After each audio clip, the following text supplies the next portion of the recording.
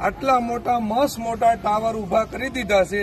લોકોને કોઈ પરવાનગી, કોઈ પૂછ્યા, કોઈ પરિપત્ર કે કોઈ પણ પ્રકારનું અહીંયા બોર્ડ મારવામાં આવ્યું નથી।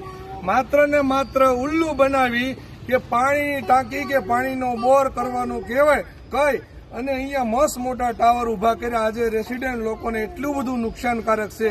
એક ટાવર નહીં, બે ટાવર નહીં, પણ ત્રણ ટાવર ઉભા કર્યા છતાં પણ આ લોકો વિચાર એવું કરે છે કે આ ટાવરનું આખું હબ બનાવશે કે હું સામાન્ય લોકોની કોઈ વાત સાંભળવા માટે કોઈ સત્તાધારી પક્ષોમાં કોઈ પણ એવા નથી કે અત્યારે એની વાત સાંભળે અને એની વાતને વાંસા આપે કે અથવા નુકસાન કરતું હોય તો એને અટકાવવામાં આવે। રાત્રે પણ આ લોકો રાત્રે ઉભા કરી જેમ ચોરી સુપેથી કામ કરતા હોય એવી રીતે કરી અને આસપાસની સ્વસ્તિક સોસાયટી છે, કામેશ્વર સોસાયટી છે, વિલા બંગલોઝ છે, આવી અનેક સોસાયટીના રહીશો બહેનો સાથે અહીંયા ઉભા છે।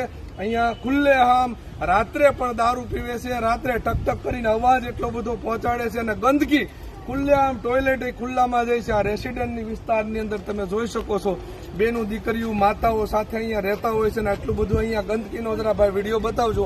આવી ગંદકી સાથે જો એસએમસી ક્યાંય પણ રોડ ઉપર કે આપણી પ્રાઇવેટ જગ્યાની અંદર ક્યાંય પણ પાણીનું ખાબોચિયું ભરાણું હોય તો તાત્કાલિકના ધોરણે નોટિસ અને દંડ ફટકારવામાં આવે છે।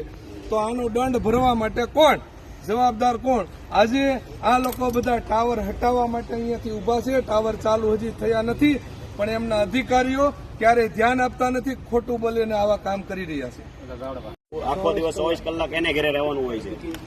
સુરતના આરોગ્ય મંત્રી અને એસએમસી વાળાની અમારી એક જ અપીલ છે કે આપણે પર્યાવરણના જતન માટે વૃક્ષો વાવીએ છીએ અને આ લોકો છે તે અહીંયા ટાવર ઉભા કર્યા છે।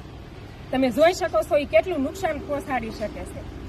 તમે જોવો છો આ કેટલી ઝૂંપડપટ્ટી અને ગંદકી વાળો ઉભો કરી દીધો છે।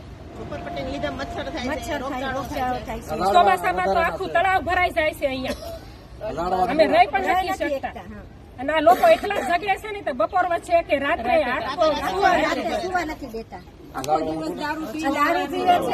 દારૂ પીવે છે, આ બાળકોને રેડિયેશન કેટલું નડે એમ। છોકરાઓને પરીક્ષા ચાલતી હોય તો આમાં વાંચવું કેમ, એમ બધા લડલડ કરતા હોય, દારૂ પીને જેમ ફાવે એમ બોલતા। ટાવર હાઉસ બનાવી દીધું છે લોકો એની પોતાની જગ્યામાં।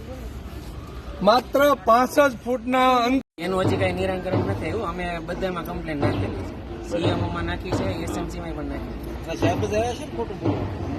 એનો કઈ પ્રૂફ તમારી પાસે? એનો વિડીયો પણ અમારી પાસે છે।